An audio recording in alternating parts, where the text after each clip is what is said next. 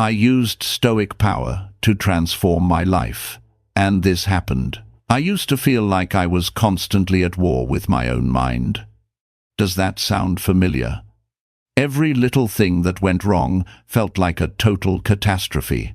The pressure to keep up, to be productive, to just be happy, it was all just too much. My mind felt like a storm of social media notifications, anxieties, and a relentless inner critic that just would not shut up. I was stressed, I was anxious, and I felt like I was losing control of who I was supposed to be. My days were a blur. Wake up with that familiar jolt of anxiety, push through waves of stress, and fall into bed completely exhausted, only to do it all over again. It really felt like I was just a passenger in my own life, getting yanked around by things happening outside of me and the chaos happening inside me. Then, I found an ancient philosophy that promised a different way of living. It wasn't born in some peaceful monastery, but in the noisy marketplaces of ancient Greece and the brutal battlefields of the Roman Empire. This was a philosophy for everyone: warriors, emperors, and slaves. It was a practical toolkit for the mind, so I decided to give it a shot. I gave myself a challenge. For 1 week, I would try to live by the core principles of Stoicism. I had to know if this 2,000-year-old operating system for the mind could actually work in our modern world. And what happened next? Well, it changed everything. This isn't just a story about a philosophy. It's the story of how I started to take back control, the turning point. So, what exactly is Stoicism? Let's clear one thing up right away. It's not about being emotionless or bottling everything up. That's a huge modern misconception. At its core, Stoicism is a practical guide to help us thrive, especially when things get tough. It's all about building inner strength, resilience, and finding a sense of calm that doesn't depend on whether life is going your way. It was developed by thinkers like Epictetus, who was born a slave, Seneca, a powerful advisor and one of the richest men in Rome, and Marcus Aurelius, a Roman emperor who wrote his deepest thoughts while leading armies on the frontier. I figured if it worked for people in such wildly different circumstances, it had to have something to offer me. The core idea, the one that really hooked me, is what the Stoics call the dichotomy of control. It's a simple but powerful idea. You have to separate what you can control from what you can't. Epictetus put it perfectly. Some things are within our power, while others are not. What's in our power? Our own judgments, our choices, our actions, basically, how we decide to show up. What's not in our power? Pretty much everything else. What other people think, the traffic, the economy, even our health to a large degree. The Stoics believed that most of our anxiety and suffering comes from one tragic mistake. We spend all our energy trying to control things we can't, while neglecting the one thing we can, our own response. Reading this was like a light bulb switched on in a room I didn't even know was dark. I started thinking how much of my daily stress was tied to things I had zero influence over. The fear of a project failing, a vague text from a friend, what my boss was thinking. I was pouring all my emotional energy into black holes. So, the challenge was set. For 7 days, I would consciously try to live this philosophy. I wasn't just going to read about it, I was going to do it. My life was the lab.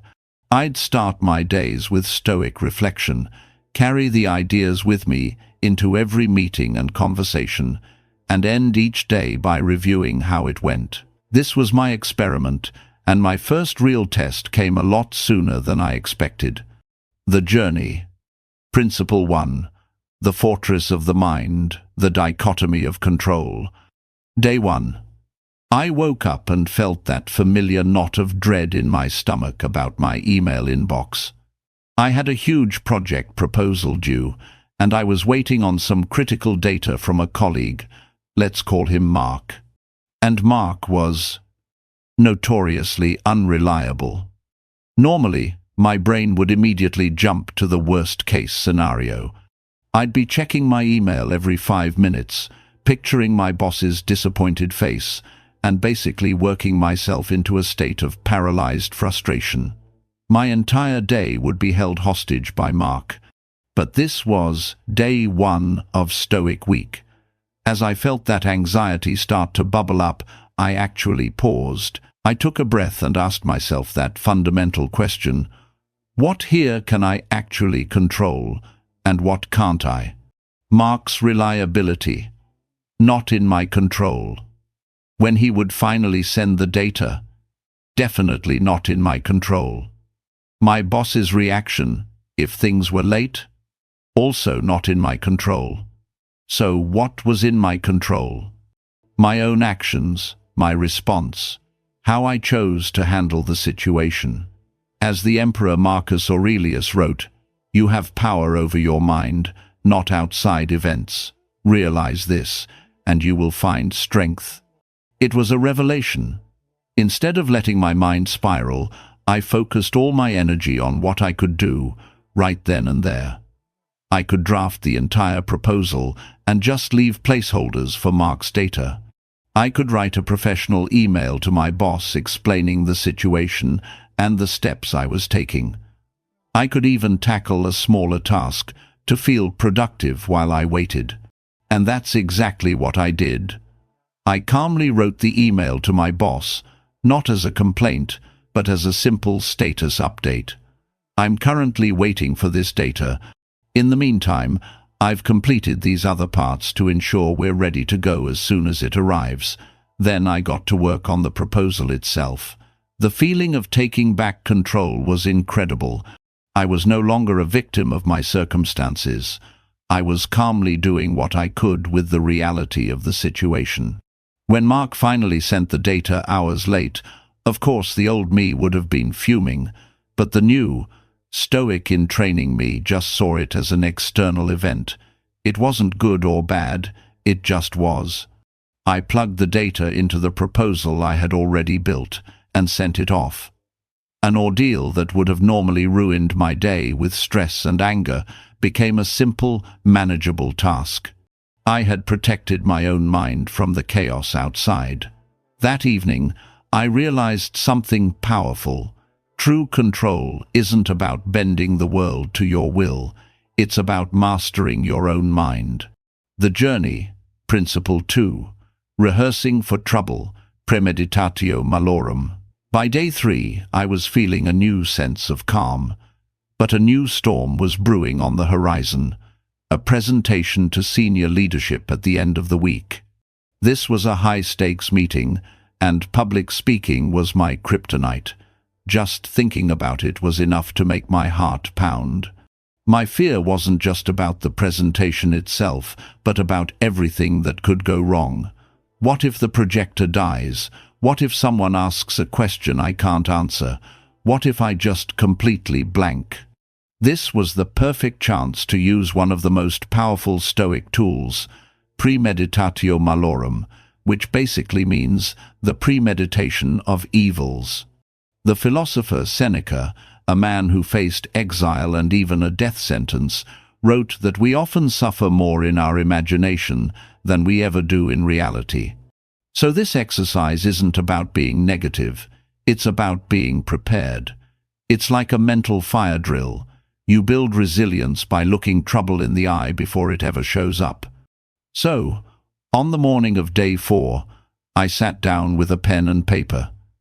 Instead of chanting positive affirmations, I asked myself, okay, what's the absolute worst that can happen? And I actually let myself go there. First fear, the projector fails. What would I do? I'd have my notes printed out, and I'd have already emailed the slides to everyone as a backup. I could just talk them through it conversationally. Awkward? Maybe. A disaster? Not at all. Next fear. They ask a question I can't answer. I rehearsed my exact words. That's a great question, and I want to give you a precise answer. I'll need to pull the specific data for you, and will follow up by the end of the day." Suddenly, that felt responsible and confident, not incompetent. Biggest fear: what if I completely freeze up? I pictured the feeling, the heat rising in my face, my mind going blank. And I visualized myself pausing, taking a slow sip of water, taking a breath, and looking at my index card to find my place. I'd just say, "Let me just gather my thoughts for a moment." I spent maybe 20 minutes going through every worst-case scenario and planning a calm, rational response for each one. The effect was incredible. That giant, terrifying cloud of anxiety started to shrink, replaced by a feeling of being prepared. By facing my fears in a controlled way, I took away their power. As Seneca said, "To bear trials with a calm mind robs misfortune of its strength and burden." When presentation day came, I still felt some nerves, of course. I'm only human. But it was a different kind of energy. It was the buzz a performer feels, not the terror of a deer in the headlights. The presentation went great, but more importantly, I knew deep down that if it hadn't, I would have been okay. I had a toolkit ready for the worst, and that freed me up to deliver my best. The journey, Principle 3, learning to love what is, Amor Fati. My final big test came on day 6. It was a Saturday, and I'd been planning a weekend hiking trip for weeks. This was my reward for a tough month, my time to just unplug and recharge. I woke up that morning, packed my bag, and then I looked outside. Grey skies, and a cold, relentless rain was pouring down. The forecast confirmed it. A total weekend washout. The old me would have been crushed instantly. A wave of frustration and why me would have washed over me. My one weekend off, and of course it's ruined. I would have moped around the house, angry at the weather, feeling like the universe was personally out to get me. But this was Stoic week. It was time to practice what might be the toughest, but most beautiful Stoic principle, Amor Fati, or a love of one's fate. This isn't just about gritting your teeth and accepting things. It's about an active, even joyful, embrace of reality, exactly as it is. Marcus Aurelius wrote about this in his private journals, telling himself to accept the things to which fate binds you, but do so with all your heart. The idea is that everything that happens, whether we call it good or bad, is part of the fabric of our life. To wish it were different is to fight against life itself. Standing there, looking at the rain, I made a choice. I wouldn't just put up with this change of plans, I would love it. I told myself, it's not unfortunate that this happened, it's fortunate that this happened, and I have the strength to be unharmed by it.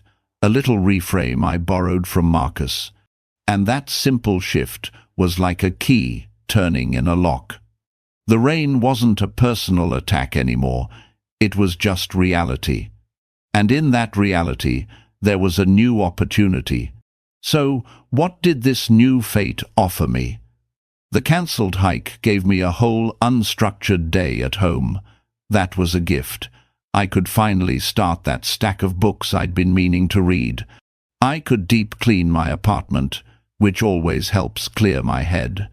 I could call my parents for a long, relaxed conversation. I chose to embrace it. I put on some music, made a fresh pot of coffee, and got lost in a novel. In the afternoon, I reorganized my entire living room, which felt amazing. That night, instead of feeling cheated, I felt deeply content. I had taken an event completely outside of my control, something that would have previously ruined my weekend, and turned it into something positive. I didn't just accept my fate, I learned to love it. It was a real-life lesson that the impediment to action advances action. What stands in the way becomes the way. The transformation. At the end of the week, I sat down to really think about my experiment. The change was real. I could feel it. It wasn't that my life was suddenly perfect. Mark was still going to be unreliable. There would always be more high-stakes presentations. The weather will always be the weather. The world outside my front door hadn't changed one bit. But my inner world, it felt like it had been completely rewired. That constant, low-level hum of anxiety that was the soundtrack to my life was finally gone. In its place was a quiet, steady confidence. I felt like I'd been given a shield and a compass. The dichotomy of control was my shield, protecting me from the emotional fallout of things I couldn't change. The other principles, like rehearsing for trouble and loving my fate, were my compass, helping me navigate whatever came my way with a sense of purpose. But the biggest transformation was my relationship with my own feelings. Before, I was their puppet. If anxiety showed up, I was anxious. If frustration appeared, I was frustrated. Stoicism gave me a tiny critical space between a feeling and my reaction. I could now see an emotion show up. There's that feeling of anxiety without having to become it. I could acknowledge it, question it, and then choose a rational way forward. I had moved from being reactive to being responsive. This isn't about suppressing your emotions. It's about mastering them. I understood that this wasn't some finish line I had crossed. It was the beginning of a practice. As Seneca said, a gem cannot be polished without friction, nor a man perfected without trials. Life will always provide the friction. Stoicism is the art of using that friction to become more polished, more resilient, and ultimately, more free. Conclusion. My 1-week experiment has turned into a lifelong practice. I don't get it right every single day. Those old habits of worrying and getting frustrated are wired in pretty deep. But now, I have the tools to pull myself back to center. I have a framework for living with a sense of calm and purpose, no matter what's going on outside. I've found my inner fortress, and now I know how to defend it. The real power of Stoicism isn't that it promises to make all your problems disappear. Its power is in the promise that you can become someone who is strong enough to handle any problem. It gives you the keys to your own mind. It teaches you that while you can't control what happens to you, you can always control how you respond, and in that response, you'll find your freedom. This journey has been one of the most important of my life, and it all started with just deciding to try. So, I want to leave you with a question. What is the one thing outside of your control that's causing you the most stress right now? And what is one small action, completely within your control, that you can take today? Leave your thoughts in the comments below. I really do read every single one, and I'd love to hear about your own experiences with these ideas. If this story connected with you, and you want to learn more about practical philosophy for modern life, make sure to subscribe and join our community. The path to a stronger, calmer mind is a journey we can take together. Thanks for watching.